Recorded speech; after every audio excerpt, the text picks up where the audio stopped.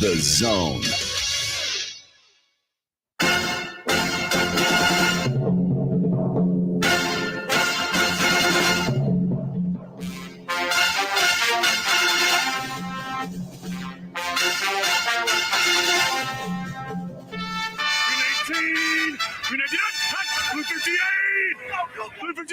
Welcome to the Morning Blitz with John Abraham, Captain Cool, and the Bandiman Bailey Lowery. Call into the Neighbors Wealth Management Hotline now, 256-576-4977. That's 256-576-4977. Now, here's Captain Cool.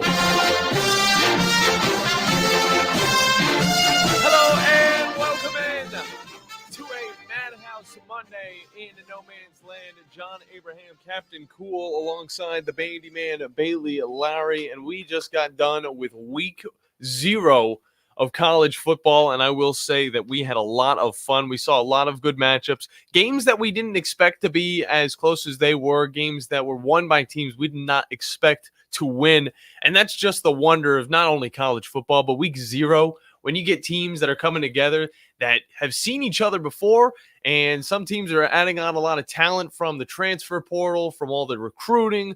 I'm looking at you, Georgia Tech. You played a seriously good game, and I got to admit, Florida State was playing a little bit scared. And to help us kind of talk a little bit more about some of these matchups, as well as the high school football that was in our area, is one Mr. Drew DeArmond from Talking Ball, presented by McCurry Motors in Alumni Hall. Drew, talk about this weekend, Friday all the way into week 0 of college football. How are you doing today, first off? We're doing good. You know, we had a little hiccup, even though we were on the NFHS network over at Hazel Green with Huntsville High. Huntsville winning 27-0 over Hazel Green. Dominant defensive performance. Did not give up 10 first downs. Controlled the line of scrimmage. The defensive line for Huntsville did a great job both rushing the passer, several sacks for Huntsville, pressures, created 3 turnovers, one on a outstanding punt by Jake Meservy. He did a great job. The kicking game for Huntsville was really solid, except for a missed extra point, which those happen.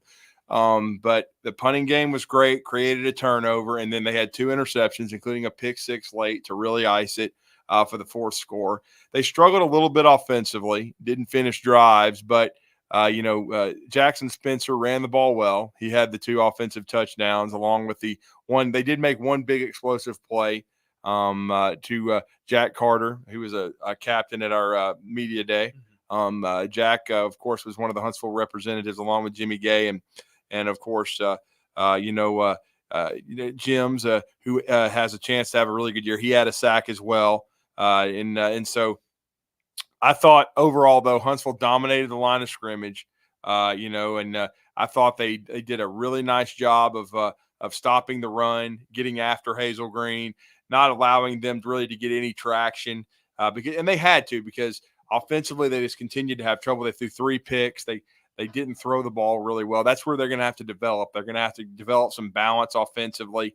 They certainly, were missing their starting tailback as well, so they didn't have everybody available in this game. But again, I thought, Jackson Spencer did a nice job of running the football and giving them some physicality, 3, 4, 5 yards popped a couple of double-digit runs. And again, I thought overall it was a solid win against a rebuilding Hazel Green program under Fred Ferrier, who and Huntsville's rebuilding under Jimmy Gay as well. But to get a shutout, to be good in the kicking game, just need to improve offensively. Yeah. But, I mean, a lot of times your most improvements from game 1 to game 2. So we'll see what happens. Certainly Huntsville's going to have a challenge. Mae Jemison coming off of a loss to Athens, but a lot of speed on their team, a lot of athleticism. It'll be a bigger test for Huntsville. So we'll see how much they improve. And so it was a good start for the Crimson Panthers, though. And I thought, the Buckhorn Bucks got a nice win as well over a rebuilding Decatur team. I think, that's a good, solid win at home for Matt Patterson. No doubt. When you start off the season against a Decatur team that's usually really solid, no doubt about it. Coach Ritter will get them back, but that's a good win for Buckhorn No question about it. And then a really solid win over East Limestone for Louis LeBlanc, especially when you consider all the talent that they lost.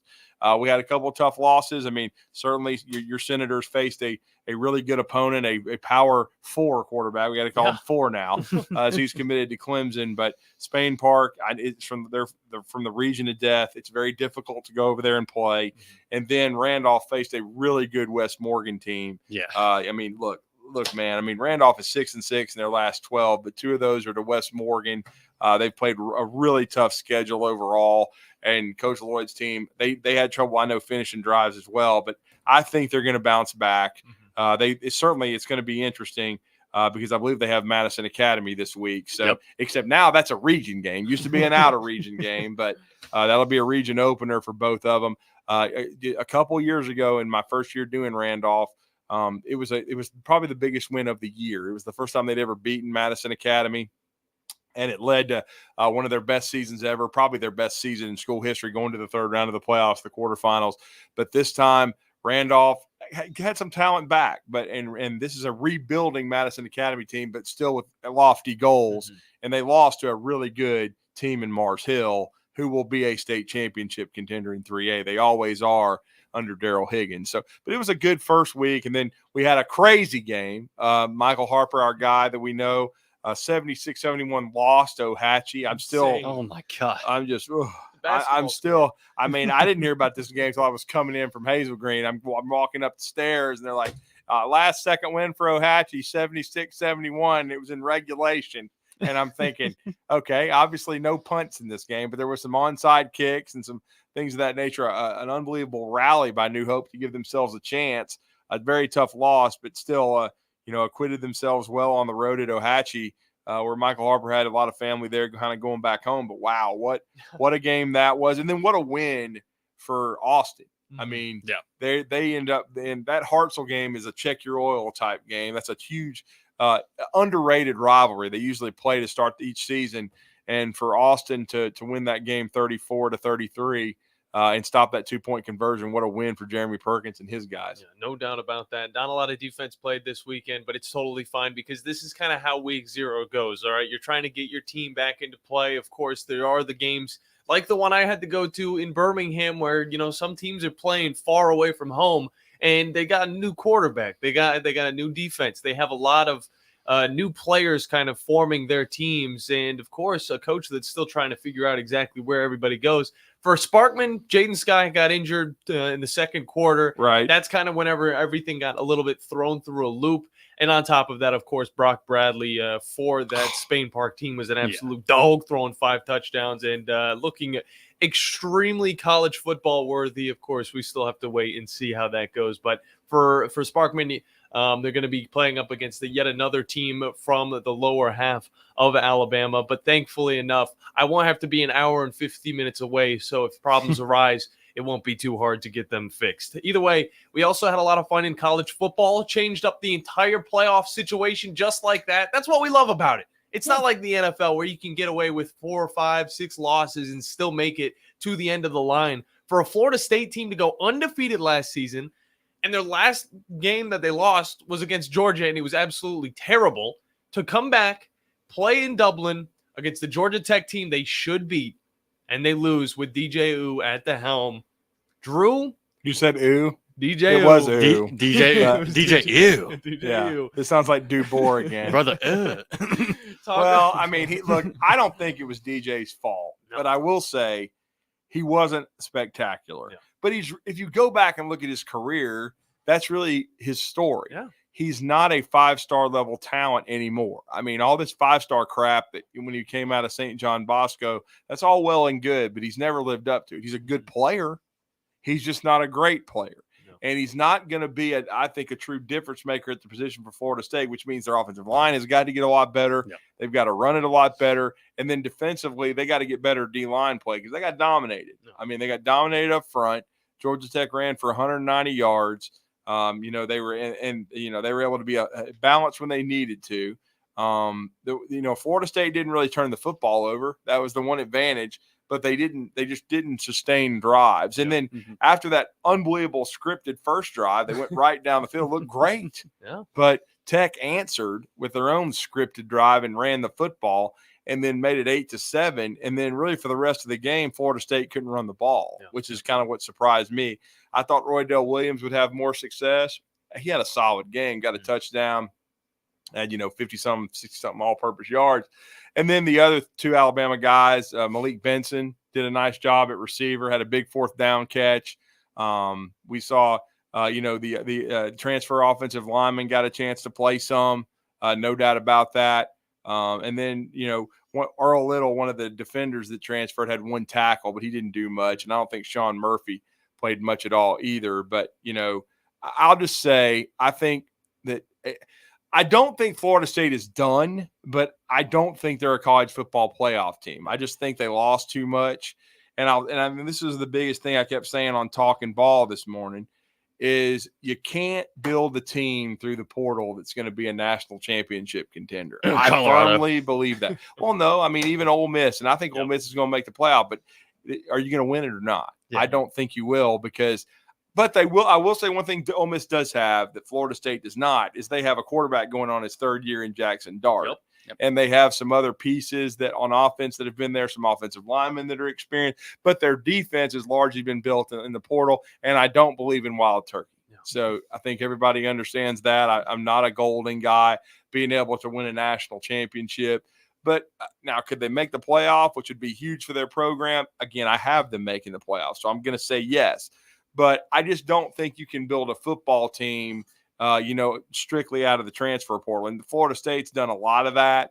I think you need to gel. And I think a lot of times if you have a lot of first-year guys that are transfers, it's very hard to do. Yeah. I think the Alabamas, the Georgias, and the Ohio States, even though I know Ohio State has some high-profile dudes, Will Howard, Quinshawn Judkins, Seth McLaughlin that they brought, and Caleb Downs that they brought in. But still, the majority of their team is homegrown that they recruited, and that's how you win. Now, you supplement in the portal, but you don't have pretty much pretty much everybody at Florida State, it seemed like over half their starters were all transfers. You're just like transfer. Yep. I just don't think that works because you haven't played together. And then Florida State, they've had some continuity with their coaching staff, but it's still tough. It's still tough to me to put together a team and have them gel. And I think they needed to have opened against an opponent where they have an overmatched team that they played. I said this like a FAMU or somebody. Go out there, whack them, run up. I think Auburn is going to win impressively against Alabama A&M. I'm proud for Alabama A&M to be able to play that game. Yeah. And hopefully they can come out of it injury-free and be a contender in the SWAC. But Auburn is going to be able to work on a lot of things. Alabama's got a tougher opener. They're playing a team that's a perennial Division I bowl team, a group of 5. Yeah. But again, it's still a game where Alabama should be successful. Mm-hmm. But I think Florida State needed a game like that instead of playing a conference opponent that's a really kind of difficult matchup when you peel the onion back. And you look at what Brent Key's done and all the success he's had against ranked teams as well lately. Yeah. And that was just a tough opener. And it ended up being a blood and guts game. Florida State still had their chances. I still thought they were going to find a way to, pull out either an overtime win or maybe a last-second win. But look, Georgia Tech 21-21, and they ran the last 6+ minutes off the clock and kicked the field goal. Yeah. Okay. And so you just got to give the Jackets a ton of credit for just going ahead and executing. And don't forget how they beat Miami last year when Miami choked on some sauce. It was definitely a lot of that. Look, to me, that's going to be what's coming out of this weekend. Mm-hmm. If Miami gets beat by Florida, and I think they will, I'm going to go ahead and pick the Gators. Okay. Maybe wrong. But then if Georgia beats Clemson, the ACC, there's going to be a ton of questions about them. Now, of course, they're going to get someone in the playoff because the champ gets in. Yeah, right. But like I've been saying, they're probably going to be the 4 seed or at best the 3, and I'd still take whoever they're playing against on the road to whip the champion. I'll just say that. And who knows? But of course, Florida State's in a tough spot because it was a conference loss. Of course, Miami, that will not be. It wouldn't be for Clemson, and both of them will know, especially Clemson, where you stand. Because if you play Georgia, who's the number 1 team in the country, then you'll know who you are if you're Clemson. But The last time Georgia and Clemson played, it was kind of a slobber knocker type game. Georgia won it, and we'll see if they can do it again. Yeah, and for Florida State, their schedule is not getting any easier than Georgia Tech. When you look forward, they got Boston College. Then they play Memphis, which is out of conference, and then go right back into conference with a California team. So you look at that schedule. God, that feels weird. It's weird to think that, there's a chance that Florida State could lose it. But if you're going to overreact as we do on a Monday, you see a Florida State team that doesn't know how to make big plays happen. And, of course, Georgia Tech looking a little bit better with those hard-nosed players on offense and defense. Of course, with Haynes King being an absolute dog as well in that opener for the Yellow Jackets. Second-year quarterback, though. Second year. Hey, they snapped their 15-game loss streak against top 10 opponents, too, last night, the other two. And hey, Crazy. the last team they beat, that was a top 10 team, was also Florida State. You should have picked them in the wacky underdog picks. I'm just saying we'll have a little bit more time for you guys to get in this week. But Drew, wonderful stuff from you as always. We'll get you back on Wednesday. We got to hop into a break because when we come back, we're going to talk a little bit more about the implications of this loss and possibly what Georgia Tech could have around the corner. Because you look forward, Syracuse might be a win. The sky is the limit now that this Georgia Tech team could beat number 10, in parentheses, Florida State. That's what's coming up when we get back here on the Morning Blitz.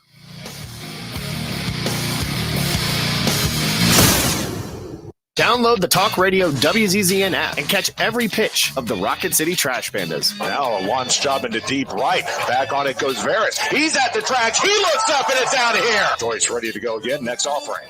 Fastball swung and missed. That one launched deep left. Allen won't even try. He'll watch it leave the yard. Pitch is ripped. Deep center field. Back on it goes Tatum. At the track, looks up, and it's out of here. A home run. 97.7 ESPN The Zone.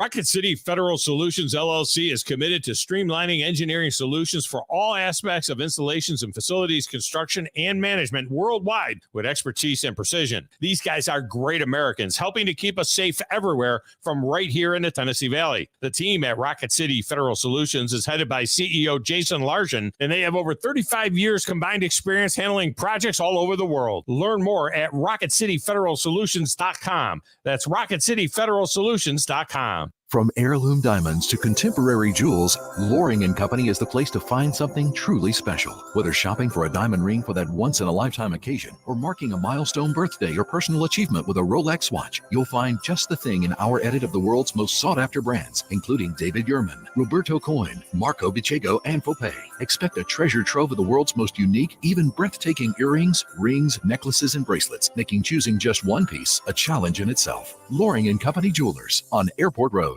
The company is Eagle Masonry and Insulation, but did you know they're also Eagle Landscaping and Dirt Work? Eagle can take care of all your landscaping needs, including irrigation, sod work, and planting, both plants and trees. On the dirt work side, Eagle can grade and build your pads, haul dirt in or out, and even do erosion control. Philip Love and his team can do it all for you. The website is the same, insulatewitheagle.com, as is the phone number, 256-755-1556. Give them a call and see what Eagle can do for you. Eagle saves you time. Eagle saves you money. Specializing in simple and affordable rentals, McCurry Van and Car Rental can make sure you have just the right vehicle for your next family vacation, weekend getaway, or if you just need transportation while your vehicle is being repaired. McCurry carries Ford Transit vans and Mercedes Sprinter vans, trucks and work vans, and more. And they offer discounted rental rates for long-term rentals. Now with 4 locations: Athens, Muscle Shoals, Coleman, and Huntsville. Log on McCurryRentals.com to make your reservation now. That's McCurryRentals.com. Our steady diet consists of food and football, and occasionally some baseball and hoops. Did you eat a lot of paint chips when you were a kid? 97.7 ESPN The Zone.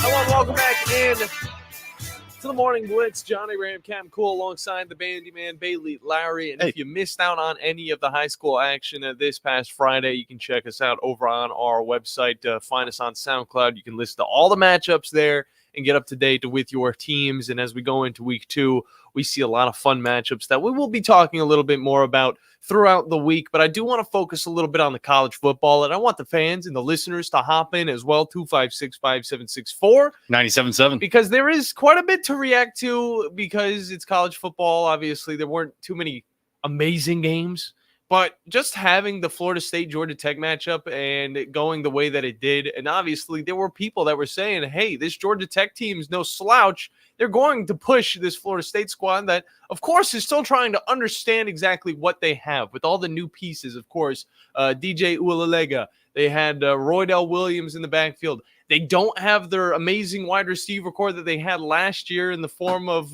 Johnny Wilson and Keon Coleman. Those guys are gone. Yeah, they're in the NFL now. So putting a bunch of people together, as Drew DeArmond said from Talking Ball, you can listen to that show from 7 to 9. It's kind of tough to get everybody on the same page. And we saw this a little bit in the high school football. We see this a little bit more now, I think, than ever in college football. But I think what it really comes down to is that this is about to be the most competitive year of college football we have ever gotten, just because we are a few years into the transfer portal. Teams are able to bring in this talent, and they're able to kind of start forming their own identities. And that's exactly what Georgia Tech's doing. Do we understand what Georgia Tech's identity is? No, because they win a game against North Carolina and then lose the next game to a team that should not beat them. That's the type of identity that Georgia Tech currently has. Do we think that they're going to be able to follow up with another, big game to go on with their season? I don't think so, because Georgia Tech's so, wishy-washy. Are they going to be good? Are they going to be mediocre? Is Haynes King going to be the answer for this squad? We look forward in their schedule, just as a team that also challenged a team like Georgia at the end of the season last year. They also beat UCF in the Gasparilla Bowl, whatever that is. But this is a Georgia Tech team that now looks forward and thinks, if we want to go crazy and think that there could be playoff implications, it's a Monday. We can think about this stuff. You got to be real about their schedule. It's actually extremely difficult for a team like Georgia Tech, just because obviously they're going to have their easy games at the beginning. They're going to be playing Georgia State, which, again, take it how you want. That's another, it's Sunbelt team over there with Georgia State. And then you got Syracuse, ACC opponent. I think they'll be fine. 2 years ago, Syracuse was going to be able to beat this Georgia Tech team. Last year, that was not the case. Then they play VMI, who I'm not even going to try and guess what their name is exactly. I'm not going to do that. But then their next true challenge would be Louisville, to see if this team is genuinely legit and could move forward from there and go up against the Duke team, who we've talked about somewhat. They've got their new starter, former Texas quarterback, coming over. Of course, he's going to bring a totally different type of offense to that squad. And then you got UNC, number 7 ranked Notre Dame, which that's pending. Who knows if they're still going to be number 7 by then. Yep. Virginia Tech should be a good win. Miami, Florida, yet another top-ranked team. NC State, yet another top-ranked team. And then you finish off the season against Georgia. So thinking that this team could win the ACC, it's a little bit of a far shot. Could they be competitive in the ACC? I do. But again, the end of their schedule is extremely difficult. You get 4 top 25 ranked teams to start off the season. Where they'll be at the end of the season, who knows? But again, it's going to be tough. There might not be a real chance for them. But again, it shows how competitive this league could be. They could beat a UNC. This is a team that could slow down, dictate the pace of these games like they did against Florida State. They were, let me tell you, it was mask to mask the entire time. Like Haynes King said, this was hard-hitting football. Yeah. And you could tell that it was a hard-hitting football because neither of the quarterbacks had too much yards, and the running game was the thing that had to really be out of this world. And Georgia Tech being ranked first in all running categories last year in the ACC, they were killing it on the run game. Yeah, it just looked like a natural transition from last year into this year. Yeah. And I'm thinking a little bit still looking at the schedule when it comes to the ACC, and they do have a shot. Yeah. Because we got to see, because one of the big things, they dodged Clemson this year. Mm-hmm. So they don't have to worry about them. Which, it's Clemson. Yeah, but they're still the favorite to win the ACC. Yeah. That's still a huge miss. Were they the favorite though before Florida State lost? I would think. They were they were in the top 2. They were in it was either Florida State or Clemson, whichever one you want to pick. And now Florida State's kind of looking like they're going to take the same route TCU did last year. Yeah, DJU is not Jordan Travis. I'll say that. He's not Jordan Travis. DJU, take it how you will. I like the dude. All right, I think he's an athletic player. I think he's a game manager. I don't think he's the guy that's going to get everything done and make it to a national championship. He reminds me kind of the Russell Wilson, all right? He's a little bit older. He's through his career. And now it's to the point where, he needs to make one last stand to maybe push for the NFL. Maybe a late round pick, something like Spencer Rattler would be. And also kind of depending on how Miami does this year and how they're going to be looking. Yeah.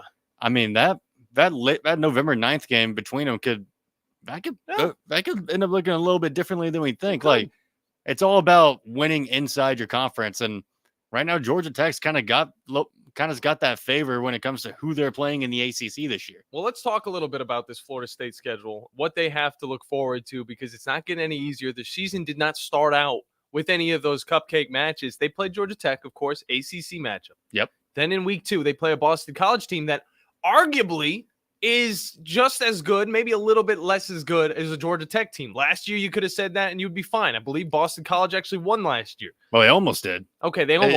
Yeah, it was close. Close game. Then you go up against Memphis, one of the best teams that's kind of outside of that playoff bubble that, could possibly make it in the American Conference. And then California. So you get an unfamiliar opponent in conference, and then you move forward to an SMU team, yet another unfamiliar opponent who almost lost to Nevada. Yeah. I'm embarrassed about me, hyping up this SMU team, but it's week 0. There's going to be a lot of close matchups. It's not as bad as people hyping up the Colorado team. Oh, my gosh. Don't even get me started. Then they go up against Clemson, and that's a 14th ranked Clemson in the preseason poll. You get Duke, Miami, UNC, Notre Dame. I mean, their first cupcake game comes at the end of the season against Charleston Southern. And then you finish off against Florida. Have fun. And Florida right now is grinning because currently they're better than Florida State. And that means they're one of the better teams in the state of Florida, if that makes any sense. It should just be pretty self-explanatory. Either way, for wacky underdog picks, guys, anything can happen. Georgia Tech right there was, I believe, a 10.5-point underdog. They ended up getting the win. You guys could have gotten the points. I'm looking at the highlights right now. DJU running away for his life, getting sacked by the Jackets. And on top of that, we looked at a game that I know that Jason picked, which was almost a game where he got points. He almost got those points. And it was from, of course, Montana State and New Mexico, because that's what we got to do in week 0. And you know what? It's kind of weird to see the FBS school not be favored. It is weird, but Montana State's a great team over in the Big Sky or the whatever that in the FCS is called. Yeah, well, Montana State did come back after being down, I think 17-0, and it even looked like New Mexico still had a chance to win it in the 4th. But Montana State, those last second touchdowns really pushed them ahead. So, Jason, you get 0 points. Sorry about that. Look forward to next week, though, as we got more fun matchups to look forward to. We got to hop into a break, Bandy. When we come back, you guys are able to jump into the show. 256-5764 97.7 is the number to get in. And preseason football in the NFL has wrapped up. So we'll be talking a little bit about that, our opinions on the kickoff that has finally just kind of, warmed up to me, Bandy. I think it's all right. It looks ugly, but I think it's all right. Yeah, it looks a little weird, but we'll get used to it. And then on top of that, a little bit of NASCAR, as of course we got to see some absolutely wacky racing going down in Daytona for the second to last race of the regular season. So that's what's coming up when we get back here on the Morning Blitz.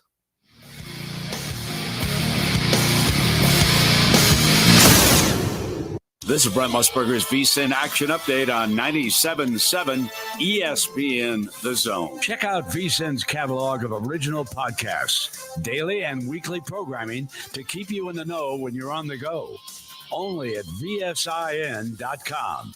Now, here are the latest lines from my guys in the desert. College football season gets into full swing this weekend. Number 1, Georgia favored by 13.5 against number 14, Clemson. Number 8, Penn State by 8.5 at West Virginia. Number 2, Ohio State, a 50-point favorite at home against Akron. Number 4, Texas by 32.5 against Colorado State. Number 5, Alabama, a 31-point favorite at home against Western Kentucky. Number 20, Texas A&M by 3 against number 7, Notre Dame. Number 21, Arizona by 30.5 against New Mexico. Number 4, Texas favored by 3.5 against number 9, Michigan. Number 13, LSU by 4 against number 23, USC. That's the VSiN Action Update on 97.7 ESPN The Zone. I'm Chuck Sanders. The state's largest orthopedic group is growing to meet the needs of the patients in our community. The Orthopedic Center has long been the most trusted name in orthopedics in North Alabama. So as our area continues on the fast track, so does the need for premier orthopedic care anywhere and anytime you need it. TOC is proud to announce the opening of our new locations in Albertville and Hampton Cove, along with the grand opening of our newest office in Decatur. These clinics will offer the same high-quality orthopedic care you have come to associate with TOC, with the convenience of being closer to home. As a patient, your time is your most precious asset, and we recognize that at TOC. That's why we are also proud to announce the opening of our urgent ortho clinics to handle those bumps and bruises that need prompt attention. These clinics are available to care for acute orthopedic injuries with no appointment necessary. With 38 physicians, 20 centers of excellence, and now more than a dozen locations to serve you, TOC will continue to be the name you turn to for the best orthopedic care at the right time. Visit our website at visittoc.com for more information. TOC, helping you live a better life. Normally, when you call a roofing company, all you hear is, you need a new roof. Not when you call Fleming Roofing and Restoration. Since 1965, the folks at Fleming have been focused on what you need, whether it's an easy repair or a full roof replacement, commercial or residential. And when it comes to storm damage, you want Fleming on your side. They know all the ins and outs of insurance claims and will guide you through the entire process. Log on FlemingHSV.com and book your free estimate today. Fleming Roofing and Restoration. We show up. Ann Adams with Berkshire Hathaway Rise Real Estate is the one name to know if you're buying or selling real estate. With years of local experience, Ann Adams offers buyers in-depth knowledge of the local housing market and will narrow available properties down to those you'll be interested in so you can save time when shopping for your new home. If you're ready to sell, Ann offers a seamless process using accurate pricing and expert negotiation skills to make sure you get a fair price for your home. Call Ann Adams today at 256-337-2625 or log on bhhsriserealestate.com. Hey folks, this is Arthur Seaton, managing partner at University Kia, proudly saying Roll Tide and War Eagle. Stop into University Kia today and shop one of the area's largest selection of new Kias, including Fortes, Seltos, Telluride, and Popular Carnival, and fully electric EV6. View all the great specials at universitykia.com and get pre-approved in minutes so you can drive home your new Kia you really want, because we want to see you in a University Kia. The best local sports talk with the best in college football. A perfect combination. Hi, this is Chris Stewart. Listen to Alabama football all season long on 97.7 ESPN, The Zone.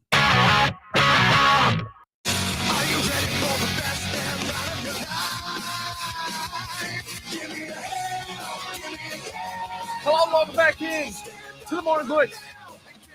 Presented by the wonderful people over at Fleming Roofing and Restoration. The guys you need to talk about all of your roofing needs. If you're having any roofing problems, make sure you look them up online at FlemingHSV.com to fill out your free quote today. And remember that Fleming always shows up while you're online getting your free quote from Fleming Roofing and Restoration. You can also find us online at 977ESPN.com for all of the news and information you need to know about what's going on the station. And then on top of that, go find our apps on Apple and Android devices. Obviously, 97.7 ESPN The Zone and WZZN Talk Radio. Sorry, I said it backwards. I did the Tom. Talk Radio WZZN. You can find that over on Android and Apple smartphones. I also want to talk about this cool story about David Shanahan, who was the Georgia Tech kicker that was actually born in Ireland, and he's gone all over the place. And he was able to actually put up big points against that Florida State team. And it really is a good story that comes all the way around. Look into him a little bit. David Shanahan, he was from Ireland, and he got to play in front of a home crowd, as you would say, in that first week 0 matchup. Let's hop into the phones real quick. We got Jeremy. Jeremy, how you doing today, brother? Hi, fellas. Top of the morning. Top of the morning. Top of the morning, dear laddie. Okay, take it Top easy. of the morning. Hey, little buddy, let me tell you, it's pure enjoyment and excitement seeing that football go through them goalposts. Oh, my God. I was so happy to see that. Hey, what a way to bring back college football. No doubt. I mean, what a way to start it off. And then that morning, watching Seamus be the only person that picks Georgia Tech out of the whole group. Over Nick Saban, over Pat McAfee. But here's the thing. McAfee wanted to pick him. He wanted to pick him. you just listening to him talk, he was like, you kind of could tell that he was like, yeah. And then even during the week, Saban said that this Georgia Tech team could beat this Florida State team. Yeah. Yeah. And then, and then last week I told y'all if they could hang in 4 quarters, they could beat them. And I didn't know if they could. We'd have to see. And they did it. They held on 4 quarters and won. And I am so happy. My dad's a Georgia Tech graduate. Nice. And it's just so great. Rambling Wreck back, baby. Oh, that's awesome. I mean, I was kind of getting like a weird feeling from the start of that game. Like Florida State, like kind of how Drew was saying earlier, like the scripted drive down the field. Then they get the 2-point conversion and started off. I'm like, all right, we're starting off with a 2-point conversion already. All right, this is going to be a weird game. It looked like Florida State was going to absolutely destroy Georgia Tech with that first drive. I'll say that, but I'm glad that Georgia Tech came back. They kind of controlled the pace. They had those long drives where they were running it with their guy. And even their quarterback, Haynes King, was able to move it around and knock some heads. So I love the game. It's amazing, and it's perfect time to start. And if you want to, and if all of y'all out there that have the college football video game, if you want to know, if you're wanting to create a football player and you want to find somebody to model him after, number 44 for Georgia Tech on defense. He's got the neck roll. Yep. He is a buddy. That is a football player right there. Yeah. If I've ever seen one. Yeah. And when I seen him, I was like, oh my gosh. Yeah, Georgia Tech better win this game. We better hear about this guy all year. Efford, is that his name? I'll find it. I didn't get his name either, but he definitely had those that neck roll that made him look like the pads were really big, like the classic football pads that we love to see. But he was involved in every defensive play. It seems like it definitely. He's Charlie Hustle. But I'm glad Hustle. It was a good game. And the thing about DJU, look, he was in the Pac-12 last year. Yeah. Of course he looked good. Yeah. Of course he looked good. What did he do at Clemson? Nothing. Mm-hmm. What is he going to do at Florida State? Nothing. Because he's going to have to go up against defenses. Yeah. And he has not got the decision-making to make him. It's like Drew said. He was a 5-star quarterback coming out of college or coming out of high school. And, well, you might as well say college because he's transferred so many times. But he's no longer a 5-star guy. No. And it shows. I mean, I just don't think that I think he'll make a great XFL quarterback one day. There you go. But he's not an NFL guy. He won't make it in the NFL unless somebody gets a hold of him and gets him to making better decisions with the football. Yeah, so I know we dog like the ACC like a good amount, like just kind of across all of our shows, but because we're SEC homers. I mean, come on, like we make that pretty obvious. We made that pretty obvious. It's the ACC we're talking about. Yeah, but the ACC I would say is like right. It's like kind of like on that second spot when it comes to actual defenses in college football, and like some of the secondaries in the ACC are going to give a lot of teams a lot of trouble. Yeah. I look at it kind of like the Big 12. Like you're still going to see some big defenses, and it's going to be a lot tougher than the small, skinny guys over there out in the Pac-12 that doesn't exist anymore. Yeah, and like you said, coming from the Pac-12 to where like any kind of defense is just like a wide open door. I mean, it's actually going to give them some trouble. Like make them actually think a little bit. Look at these teams that are coming over from the Pac-12 into the ACC. They're going to have trouble. Yeah. I mean, they're going to have trouble because they're not built for that. They're not built for that at all. And it's going to be rough on them for this year until they realize, hey, we've got to recruit different. Yeah. We have got to do this different. This isn't the Pac-12 no more. This is football. No. Same thing could be said for teams going over to the Big Ten as well. Exactly. We got to wait and see, of course. I mean, Washington was able to beat Texas. That was a big thing. But again, one matchup compared to going against it all season long, it might cause some problems for them. But of the 4 teams going into the Big Ten, I feel like Washington is the only one that's built for the Big Ten. Okay. There you go. I feel like they're better built than I think Oregon's going to have some trouble. Yeah. I don't think Oregon's going. Everybody's picking Oregon to be in the championship game of the Big Ten, and I don't think they are. Yeah. I think they're going to run into some trouble. No doubt They're about it. definitely going to run into it with Ohio State. Oh, for sure.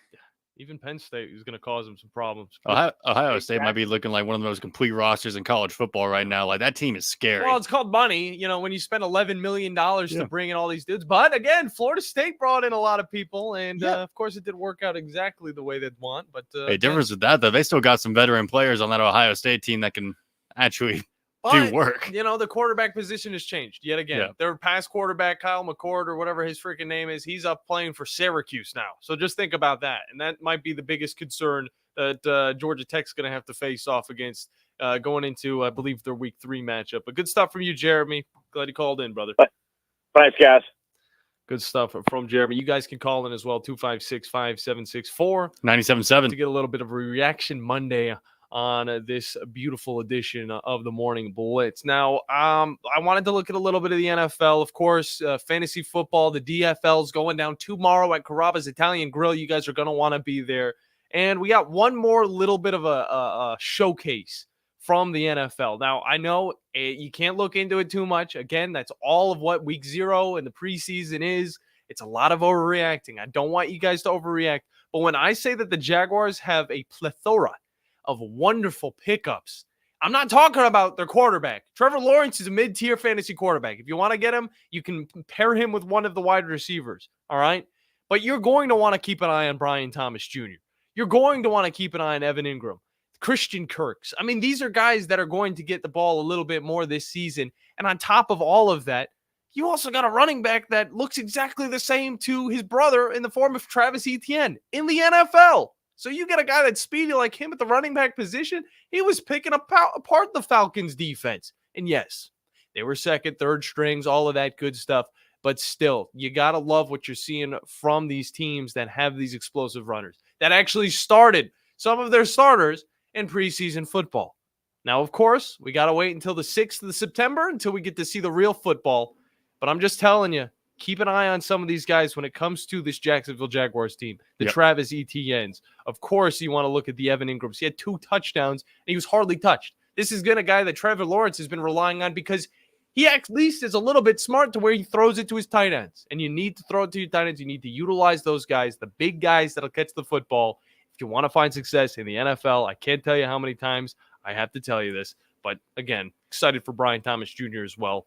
With the lacking of Calvin Ridley going over to Tennessee, there's going to be a lot of opportunities for some new guys to find success, as well as some of the older wide receivers, Christian Kirk, to just, really explode this upcoming season. So keep an eye on that squad, as well as the Texans with Tank Dell and Nico Collins. There's just so much to look at. That's a scary Houston team. It is a scary one. I got a side story I wanted to kind of bring up to you before we go to break. Okay. Because there's been a sport that's been going on in the background, like while college football is all starting back up in the NFL. NASCAR. No? Not NASCAR. Did you not watch the Daytona race? I didn't watch the rest of it, no. But we got baseball in the background. Oh, I forgot that was still going on. Sorry.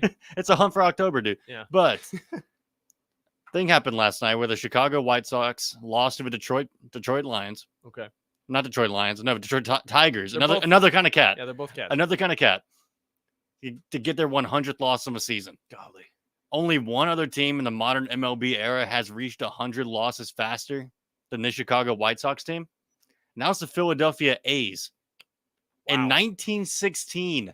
Forget how many times that they've changed location. And they were 29 and 101. You guys, that was their record. The A's have sucked for centuries. They have, but now it's getting a little dire for Chicago White Sox fans and just for organization as a whole, because they need to go 12 and 19 the rest of a year to avoid tying the 1962 New York Mets worst record in modern MLB history, who finished 40 and 120.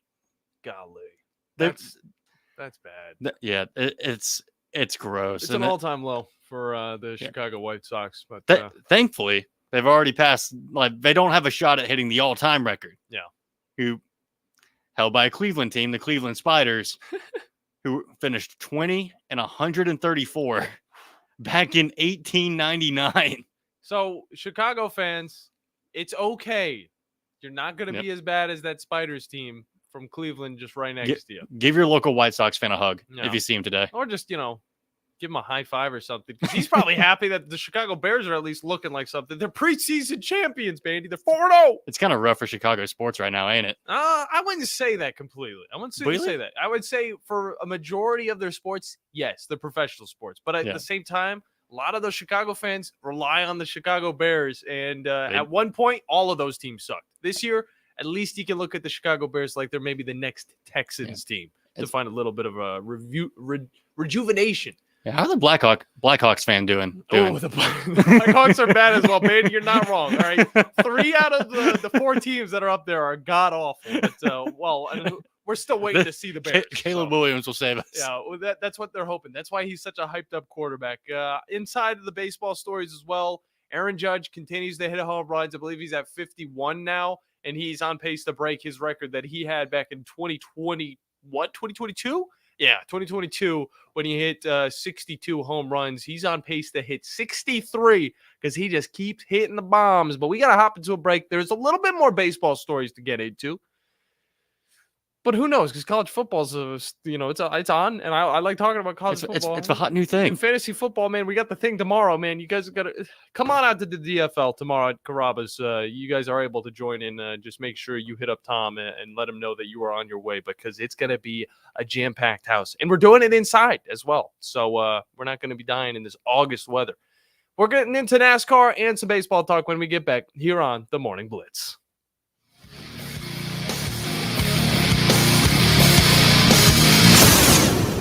You've got to experience Toyotathon at Bill Penny Toyota. They've got the selection with over 700 new Toyotas to choose from. And they've got the extras with Bill Penny perks and a 10-year unlimited warranty. So get on over to Bill Penny Toyota today and experience Toyotathon. Bill Penny Toyota in Huntsville and online at BillPennyToyota.com. Bill Penny's Toyota 10-year unlimited warranty is valid through the 10th year of ownership. Valid on new vehicles only. See dealer for details. You need a lawyer and pick up the phone. I'm attorney Gary Lackey. When you call for a lawyer, where does that phone ring? It might be in a call center somewhere, maybe 100 miles away, but my phone rings in my office. The Lackey Law Firm. I'm attorney Justin Lackey. My phone rings in my office too. So does mine. I'm attorney Jennifer Lackey. And when you've been hurt and need help, we're here. We're the ones who take your call. And get what you deserve. You want to talk to your lawyer. You don't want to reach a call center. With the Lackey Law Firm, that never happens. The Lackey Law Firm. And this is the most important part. We'll treat you like family because that's exactly what we are. The Lackey Law Firm. And I'll go you one better. If you can't come to us, we'll come to you. The Lackey Law Firm. The Lackey Law Family. 1-800-4-RIGHTS. No representation is made that the quality of the legal services to be performed is greater than the quality of legal services performed by other lawyers. Since 1986, Full Moon Barbecue has been cooking quality meats low and slow over a hickory wood-fired pit. From ribs and wings, brisket, turkey, catfish, and sausage to the best butts in town. If you're planning a holiday or a birthday party, Full Moon has a large banquet room. And Full Moon is ready for your next catering or tailgate. Just call us and we'll take care of everything. 256-713-0070. Full Moon Barbecue on the Parkway next to Costco. The best little pork house in Alabama.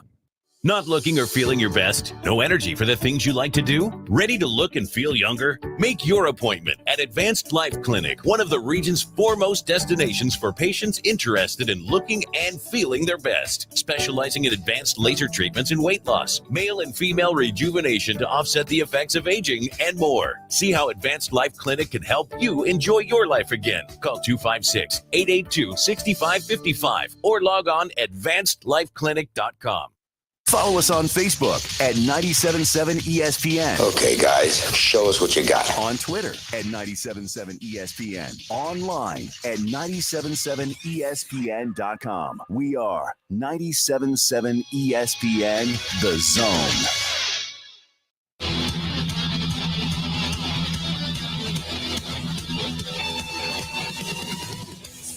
So Jerry Jones is still hoping that this whole Trey Lance thing is going to pay off one day.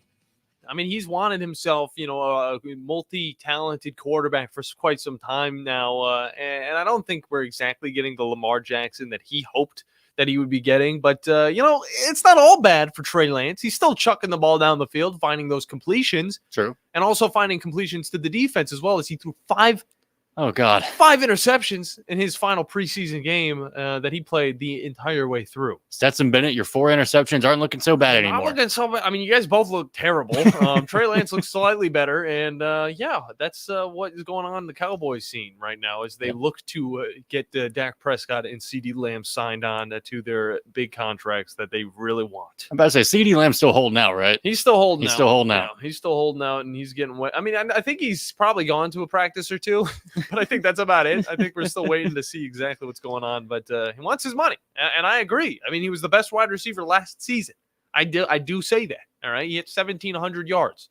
For crying out loud, he's the best wide receiver currently in the NFL. So you got to bring that guy back if you want your team to have somewhat of success. And your Cowboys fans don't all jump ship, because I already know a few of them that aren't really happy with what Jerry Jones is cooking up out there in Dallas. Now, on top of all of that stuff in the baseball scene, yet again, I love talking about collectibles, Bandy.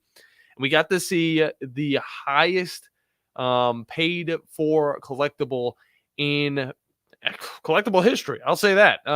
As we saw Babe Ruth uniform, all right, the called shot uniform from way, way back when, from the 1932 World Series, sell for $24.14 million at the Heritage Auction on early Sunday morning.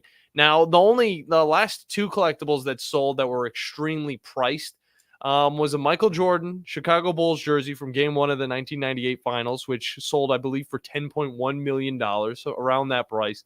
And also a Mickey Mantle card that was sold for $12.6 million. But this one has totally eclipsed it, totally doubled the price, and it was sold for $24.12 million. I'll say this. There's a lot of controversy about if this is actually the jersey or not, because the whole way that, it was found and, auctioned off was, it's been through a lot of hands. So who knows if it's real, but you know what?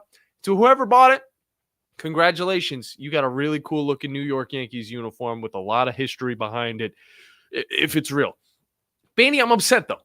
You didn't watch any NASCAR this week. I didn't tune into the NASCAR race. It was in Daytona. Now, I almost didn't tune into it either. Because sorry. I'll say this, it was a madhouse this week, all right?